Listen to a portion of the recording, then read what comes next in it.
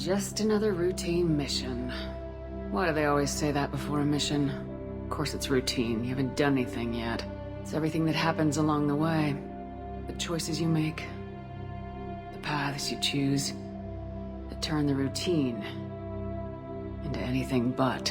Of course, that's how it started. A routine mission, answering a distress call. And look where that got me. We were testing out the Normandy, Captain Anderson's new ship, when the distress call came in. An Alliance patrol on Eden Prime had been attacked. They'd seen something they couldn't explain. And whatever it was massive. I hit the ground with my lieutenant, Caden Alenko. A good kid, loyal, by the book, with a talent for biotics. We came across the lone survivor of the patrol, Gunnery Chief Ashley Williams. A soldier to the core. Tough, disciplined, ready to take on whatever came her way. Ashley joined up with us and took us to the spot where she lost her squad. That's when we saw it. The ship. Like nothing I'd ever seen. It was massive, scorching the colony and everything around it as it blasted away. We followed the path of destruction to an artifact, a beacon left by a long-dead race called the Protheans. The colony had dug it up, and whoever attacked them had tried to take it. Lieutenant Alenko made the mistake of getting too close. It hit him with some type of energy. I grabbed him and threw him out of the way. That's when it hit me. Hard. Every muscle in my body went rigid. I couldn't move. Could barely breathe. Everything went black. And then I saw something. Vision. Dream. A nightmare. By the time I woke up, we were halfway to the Citadel on our way to meet the Council. I was expected to explain what I'd seen. Anderson came along. So did Udina, our political representative on the Citadel. With those two heavyweights, it seemed reasonable we could persuade the Council that the ship we'd seen was a potential threat. As was the individual behind the attacks. The main suspect for the Eden Prime massacre was a Turian Spectre named Saren. He'd been seen by one of the survivors from the colony at Eden Prime, and there was some evidence to suggest that the ship was connected to Saren. But even Udina's pointed accusations weren't enough to convince the Council. They just couldn't believe one of their chosen elite Spectres could be guilty of something like that. They needed proof, which meant I needed proof. Fortunately, I wasn't alone in my search. Garrus, another Turian, wanted to help. A top agent for Citadel security. Despite orders from his superiors that he shouldn't get involved, he told me he was suspicious of Saren and he had some useful leads. More importantly, he was willing to share them. That led me to Rex, the biggest, nastiest looking Krogan bounty hunter I'd ever seen. He turned out to be more than just a brute. It was his intel that led us to a fugitive with incriminating evidence on Saren. The fugitive turned out to be an energetic little Quarian named Tally. A tech expert with a knack for hacking, she procured some information on Saren. Evidence that proved Saren was dirty. Tally's evidence proved that Saren was responsible for the massacre on Eden Prime, and the immense warship we'd spotted was in fact Saren's flagship. But it went much further. Saren was trying to find a way to bring back a race of sentient machines from dark space. Machines allegedly responsible for cleansing the galaxy of all organic life. These Reapers were blamed for wiping out all life 50,000 years ago, including the Protheans, then disappearing back through the mass relays to dark space, leaving no trace that they'd ever been. That explained why Saren was after the beacon, and it made some sense out of my visions, but not much else. We couldn't convince the Council that the Reapers were a threat, but they agreed Saren had to be stopped. They stripped him of his Spectre status and gave me the honor of becoming the first human Spectre. My first task? Bring down Saren. Anderson decided to stay behind, giving up his ship, the Normandy. He told me I'd need it more than he would. He also pointed me in a direction. Liara. A Prothean expert, adept in biotics, and maybe most importantly, daughter of Benezia, Saren's top lieutenant. And like most Asari, as beautiful as she is intelligent. and born with a unique ability to meld with other species. Liara was able to help me decipher some of the vision the beacon had given me. Nothing concrete, but it gave me some clues. And a new appreciation for the Asari. Her technique for accessing my vision was unexpected, but not at all unpleasant. Kaidan was a little concerned about the connection I shared with Liara. As commander, I knew either relationship had the potential to interfere with the mission. I told Kaidan I wasn't interested in Liara. I had my eyes on someone else. But we agreed we wouldn't let it get in the way of our mission, finding Saren. Thanks to Liara's help, we had our next lead, Benezia. Saren had taken her to Noveria, where he'd enslaved the queen of a dangerous race of insect-like creatures, the Rachni. He ordered Benezia to use the same technique Liara had used on me to extract information from the Rachni queen. The queen's drones were everywhere, and they were not happy. We had to fight through hundreds of them to get to Benezia. By the time we arrived, Saren was gone, with the information. I tried to reason with Benezia, but Saren had indoctrinated her. He had somehow acquired the ability to control people's actions and wills. Benezia wouldn't surrender, and Liara was forced to watch her mother die in her arms. And I was left with an angry, dangerous Rachni queen to deal with. She claimed her drones would do no harm if I released her, but the Rachni had terrorized the galaxy before. I couldn't do it. I wouldn't doom an entire species for past sins. And the Queen was true to her word. She left and took her army of drones with her.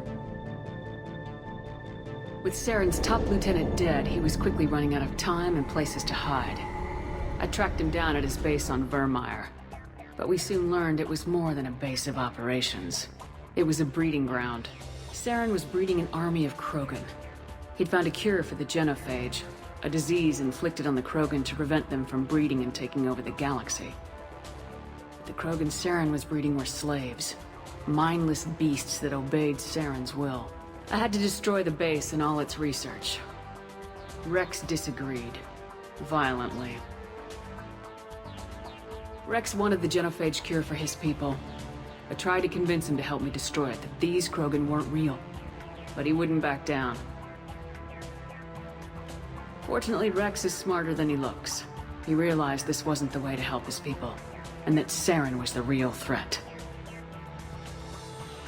When we finally got to the center of the base, I realized just how close Saren was to completing his plan.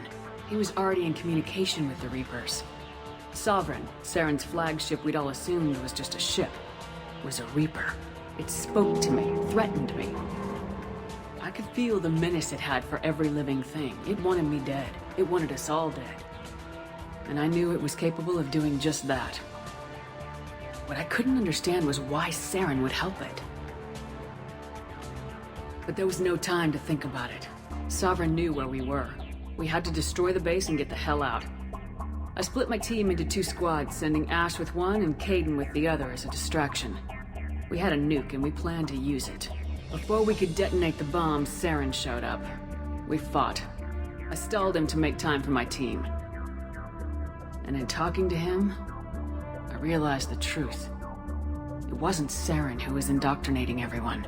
It was Sovereign, the Reaper. And Saren was in deeper than all of them. He tried to convince me he was still in control. Said he'd found a way to reduce the Reaper's influence, but he was kidding himself. Or believing the lies Sovereign was telling him. Before I could convince him to stop, he ran, leaving me just seconds to extract my squad mates. I tried, but I wasn't fast enough. I could only save one of them. Ash was a good friend, and a great soldier. But I had to choose, and I chose Kaidan. That was the last time Saren would slip away from me. I knew then, the next time we met, one of us would die. With my team mostly intact, we chased Saren and his army to Ilos, a long-lost planet that had once belonged to the Protheans. As we prepared for what we knew would be a desperate fight, I spoke to my crew. We were just one ship, against Saren's growing army. I assured them all that despite the odds, we could defeat him. But Caden saw through my words. He knew I was hurting after Ash's death. He could sense my doubts. We both knew this mission could be our last. Until that moment, we put our feelings aside for the sake of the mission. But why wait? We gave in to each other. And it was perfect. While it lasted. We arrived on Ilos close behind Saren. Once on the planet, we discovered a Prothean databank that helped me put the final pieces of my vision together. The Reapers had come 50,000 years ago, and every 50,000 years before that, each time purging the galaxy of life. The Protheans had fought and died like every species before them, but a few survived long enough to leave a parting gift. The Protheans had discovered that the Citadel was the key to controlling the mass relays. By sabotaging the Citadel, they found a way to close the relays to dark space, slowing the Reapers' return, giving us the time we needed to find a solution to stop the Reapers once and for all. Saren knew this. He was leading his army to take control of the Citadel and re-establish the relays to dark space, bringing the waiting Reapers here to destroy us all.